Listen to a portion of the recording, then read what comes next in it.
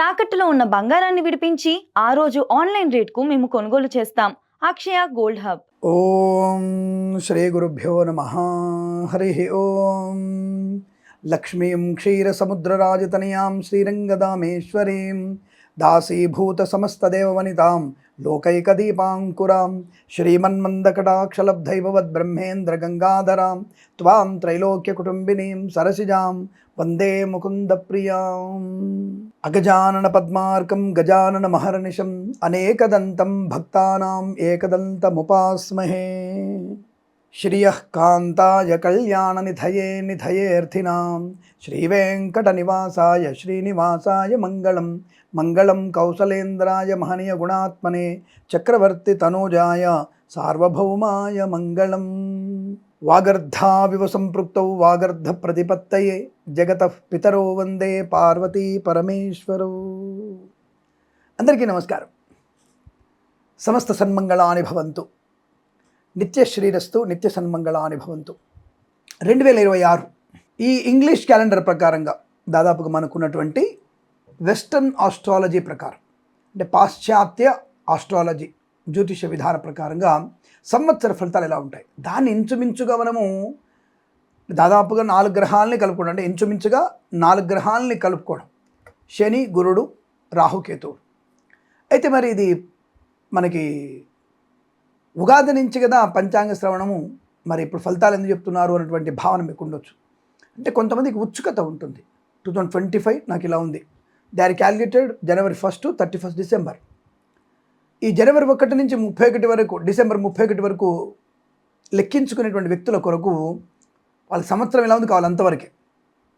దాంట్లో సనాతన ధర్మానికి కట్టుబడిన వాళ్ళు కొంతమంది ఉగాది పంచాంగం చూస్తే, ఇతర మతాల వారు వారి వారి యొక్క మతానుసారంగా ఈ ఇంగ్లీష్ క్యాలెండర్ ఎలా ఉంటుంది 2026 ఓన్లీ అన్నటువంటి ఉత్సాహంతో అడుగుతూ ఉంటారు. కాబట్టి దాన్ని కొంత రాబోయేటువంటి గ్రహ సంచారాన్ని కలుపుకుంటూ ఇప్పుడున్నటువంటి 4 మాసాలు, అంటే జనవరి, ఫిబ్రవరి, మార్చ్, ఈ మాసాలని మనం కలుపుకుంటూ చెప్పేటువంటి గోచార ఫలితాలే 2026 వెస్టర్న్, అంటే ఆస్ట్రాలజీగా, అంటే గోచార ఫలితాలుగా, సంవత్సర ఫలితాలుగా, ఇంగ్లీష్ క్యాలెండర్ సంవత్సర ఫలితాలుగా చెప్పబడుతుంది అన్న విషయాన్ని గమనించుకోండి.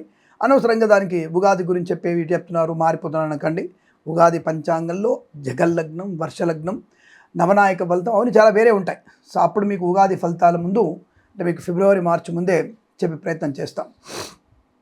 ఈ 2026లో ఉన్నటువంటి ఫలితాలు ఏంటి, అంటే ఎలా ఉన్నాయి అసలు అని అడిగితే, ముఖ్యంగా మనకి చాలా మటుకు కొంత 12 రాశుల ఫలితాలు చూసినప్పుడు 2026 కన్యా రాశి వారికి ఇంగ్లీష్ క్యాలెండర్ ఫలితాలు ఎలా ఉన్నాయి, జస్ట్ January 1 to December 31.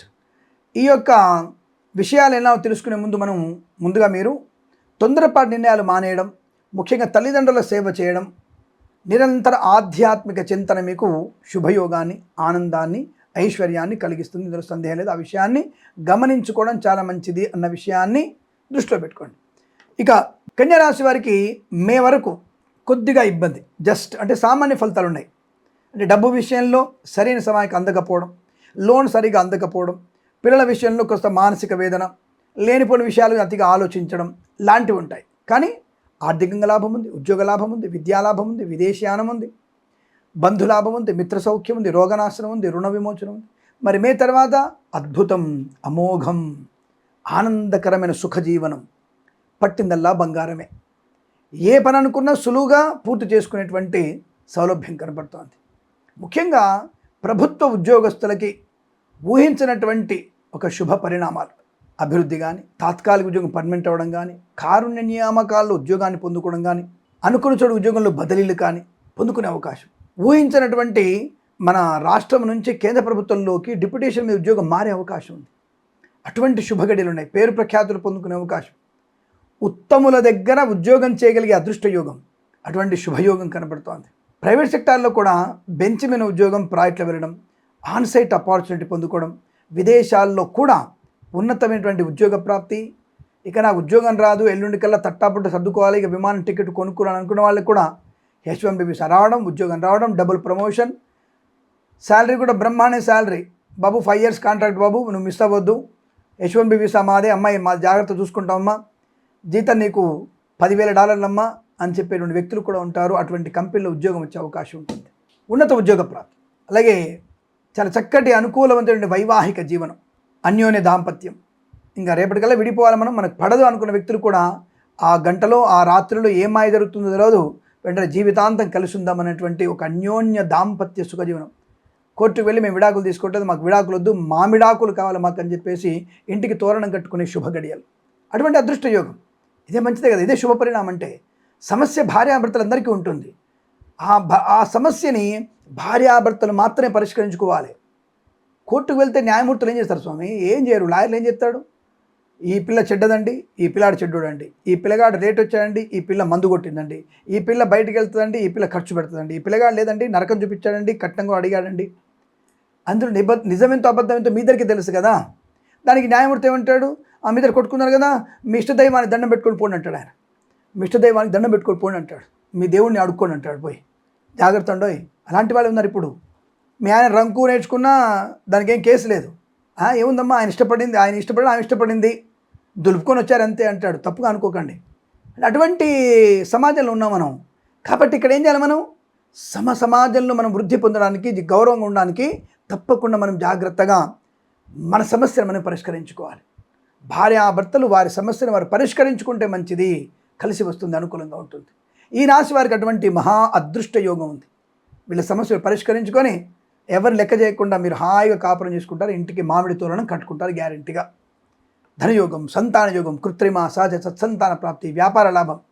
వ్యాపారంలో కూడా సోషల్ మీడియా, శాటిలైట్ జర్నలిస్టుల వారికి, సీనియర్ సిటిజన్కి, మహిళా మండలికి, కన్స్ట్రక్షన్, రియల్ ఎస్టేట్, మద్యపానం, హోటల్, ఇంటీరియర్, ఎక్స్టీరియర్ ఫర్నిచర్, గాజు పరిశ్రమల లాభాలు. సినిమా రంగంలో అభివృద్ధి పొందుకోవడం, ఫార్మా, సిమెంటు, ఐరను, ఇటుకలు, ఇసుక, రాగి, ఇతర మేని వ్యాపార లాభాలు.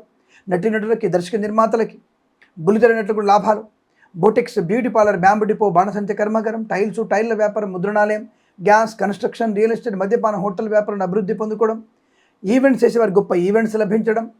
చాలా మంచి వ్యక్తులతో పరిచయాలు, ఆనంద యోగాలు, ఉద్యోగ లాభం, ప్రమోషన్ పొందుకోవడం.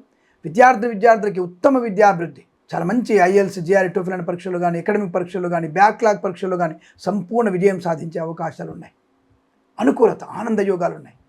మత్స్యకారులకి మత్స్య సంపద, రొయ్యలు, చేపల చెట్ల వారికి, రైతన్నలకి, పూలు, పళ్ళు, కూరగాయలు పండించే వారికి, మినపగుళ్ళు, చింతపండు, బెల్లము, మిర్చి, పత్తి పరిశ్రమలు కూడా లాభాలు పొందుకునే అవకాశాలు.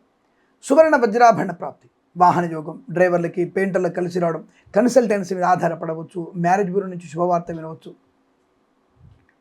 అలాగే అనుకున్నటువంటి పనులు సకాలను పూర్తి చేసుకోవడం, కుటుంబ సౌఖ్యం, సోదర మైత్రి, ఆస్తి పంపకాలు, విదేశీయానం, విదేశాల్లో స్థిర నివాసం, అలాగే కోర్టు తీర్పులు సమసిపోవడం, ఆధ్యాత్మిక ప్రయాణాలు, ఆనంద యోగాలు, share market, speculation, communities, crypto currency, bitcoin, లాటరీల వల్ల మంచి ధనలాభాన్ని పొందుకోవడం. వేద పండితులు, పురోహితులు, బ్రాహ్మణోత్తములు, కులవృత్తుల వారికి, జ్యోతిష్య పండితులకి, వైద్యులకి, వైద్య బృందాల వారికి, న్యాయవాదులకి, LIC, మెడికల్, గృహ నిర్మాణ ఏజెంట్లకు కూడా అత్యంత సానుకూలవంతమైన శుభయోగంగా చెప్పబడుతోంది. ఈ సంవత్సరం, ప్రతి సంవత్సరం కూడా మీకు శుభ ఆనందంగా ఉండాలని, మే వరకు కాస్త జాగ్రత్తలు తీసుకుంటూ మిగతా విషయాల్లో భగవద్గీత పారాయణం. జాగ్రత్త ఉండడం అంటే ఏమిటి? భగవద్గీత పారాయణం, నిరంతర ఆధ్యాత్మిక చింతన, తల్లిదండ్రుల మాట వినడం వల్ల ప్రయోజనం, సుఖం, సంతోషం, ఆనందయోగాన్ని పొందుకుంటారు. ప్రతి సంవత్సరం మీకు అష్టైశ్వర్య ప్రాప్తి పొందాలని కోరుకుంటూ సర్వేజన సుఖినో భవంతు. ప్రేమతో మీ కిరణ్ శర్మ.